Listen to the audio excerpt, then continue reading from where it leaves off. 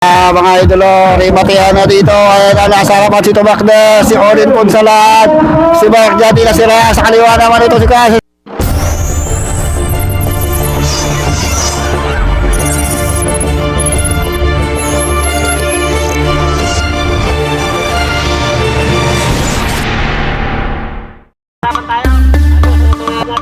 Iyo.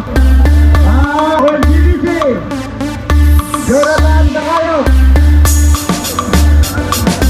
Eric Pararua. Kayo Asuncion.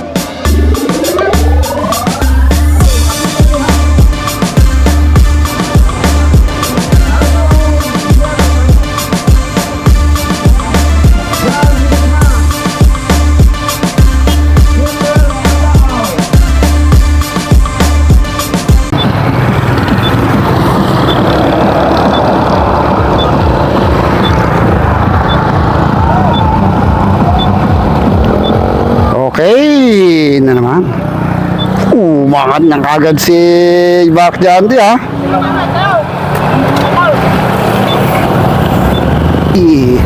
GBC MTB Master tayo mga idolo.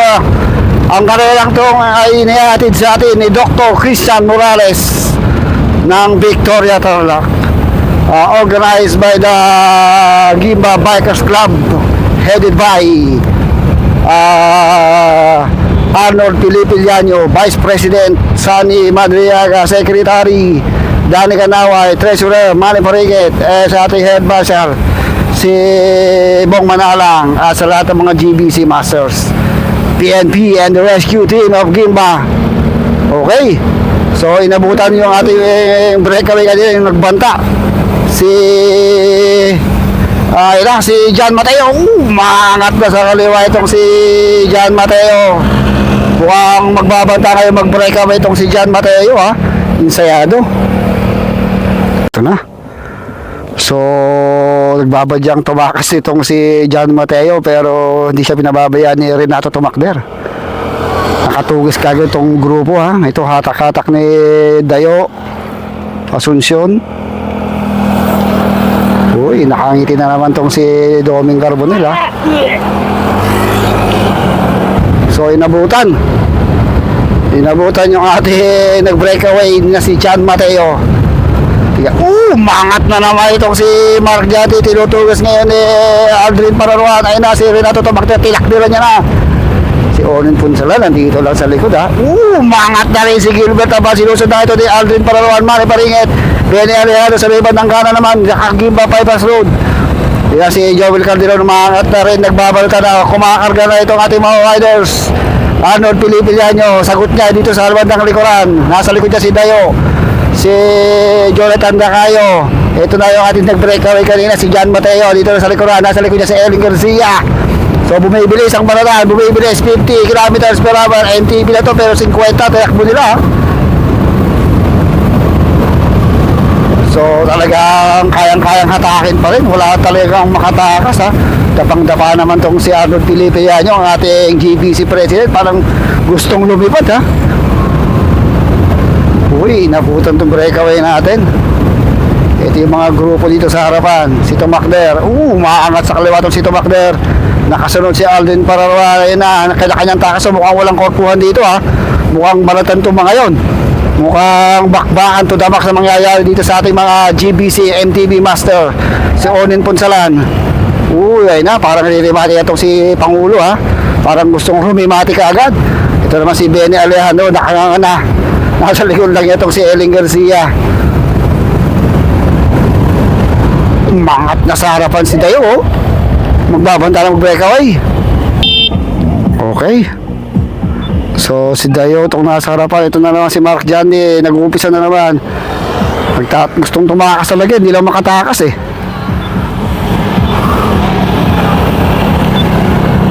Okay, si John Mateo dito lang sa likuran ha. Mukhang nag-iipon na naman ng lakas to. Yan, hinihintay siya ni Benny Alejandro. Sabi nila pag nasa likod, mga delikado to eh. Ito yung mga may binabalak na masama. Baka biglang tatakas to sa grupo tong dalawan to eh. O nakangana. Uy, si Jonathan Dacayo ha. Hindi ko nakikitang bumibirada to. Mukhang may binabalak na masama to mamaya ha. Mukhang biglang ririmati to. Aldrin Pararuan nandito sa harapan. Gilbert Abad oh. Mukos Slabre, sprinter nila dito. Hindi rin bumabanat ha.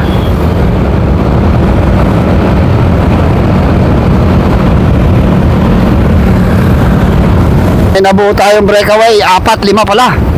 Mark Jandy, Joel Calderon, si Rick Pararuan, si Onin Ponsalada, tsaka itong si Alfredo Asuncion. Lumalamang sila ng mga 150 meters ha.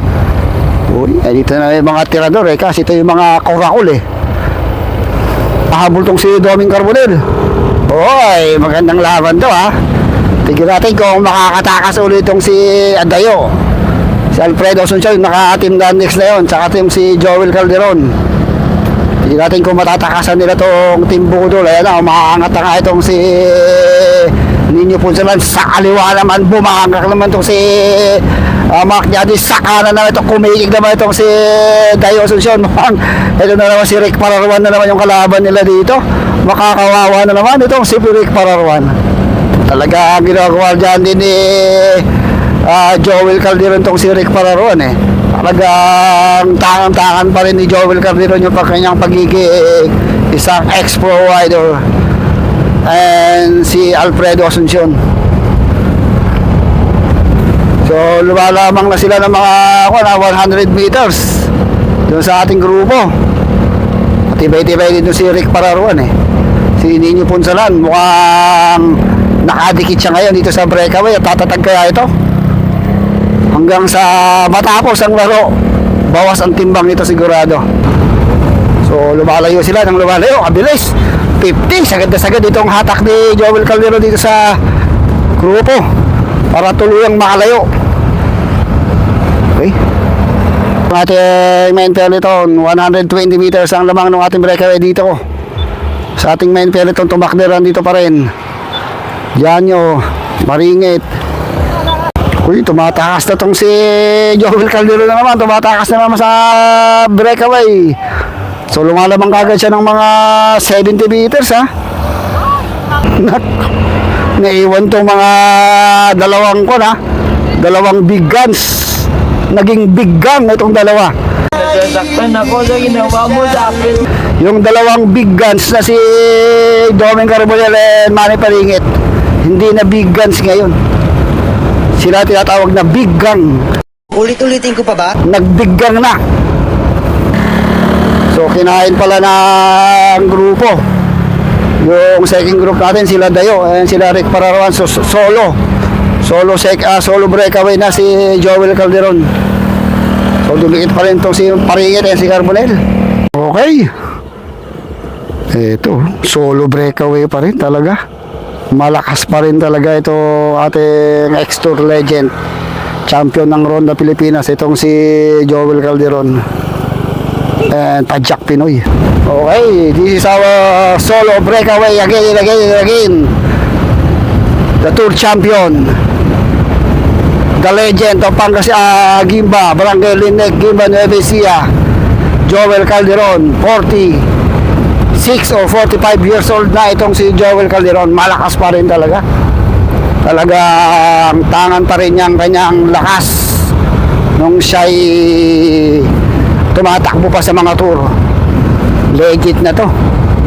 Ito yung kalabang mortal ni Santi Barnache anong araw itong si Joel Calderon. Pero malakas pa rin talaga to. Marami pa rin to. Kaya pa din itong sumabay sa mga amateur Malakas pa rin kumikig. Malakas pa rin mag-maintain. May pang-ahon, may bahagyang pang-rimate, at may pang-maintain itong si Joel Calderon. Talagang tingnan, gigil na gigil Okay. So ito yung ating grupo. Kumakawala na rin itong si Kwan. Kumakawala na rin itong si ex-pro riders. Itong si Alfredo Asuncion. Last two laps. So lumayo na talaga si Joel Rimatayan dito sa grupo. mukhang nagtitirhan na naman. Medyo tumatakas na itong si Renato Tabacdel. Sinusunod, hinahabol ngayon ni Rick Pararuan, Gilbert, Abad. Ito na si Oni, no? Nakangiti lang itong si Manny Paringit and si Carbonell, ha? Samantalang Coach Labra, dito lang sa likuran. And Ellen Garcia, ayun lang, pumibilis na naman yung bakbakan dito. Kaya tumatakas na rin itong si Mark Jandy. Isang lap na lang tayo dito. Isang balik na lang. Pagbalik, matiyan na tayo. May makakatakas pa ba dito sa ating pair ito? Dahil na sakit na si Mark Jandy. Mahabol itong si Pararuan. Hatak-hatak yung grupo.